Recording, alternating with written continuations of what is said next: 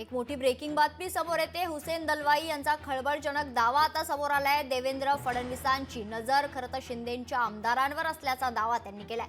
फडणवीस शिंदेंचे आमदार फोडणार असं वक्तव्य हुसेन दलवाई यांनी केलंय। सध्याच्या सरकारमध्ये एकमेकांचे आमदार फोडण्याचे प्रयत्न सुरू आहेत अशी प्रतिक्रिया स्वतः हुसेन दलवाई यांनी दिली आहे। तर मुख्यमंत्री फडणवीस यांची नजर शिंदेंच्या आमदारांवर असून ते शिंदेंचे आमदार फडणवीस खरं तर फोडण्याचा प्रयत्न करतायत असा दावा हुसेन दलवाई यांनी केलाय। त्यामुळेच हे सरकार नीट चालत नाही असं देखील दलवाई म्हणाले।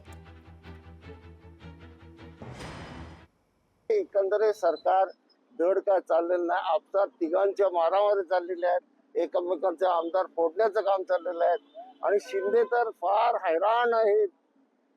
फडणवीसांचा सगळ्यात नजर जर कुणावर असेल तर शिंदेच्या आमदारांच्या वर आहे।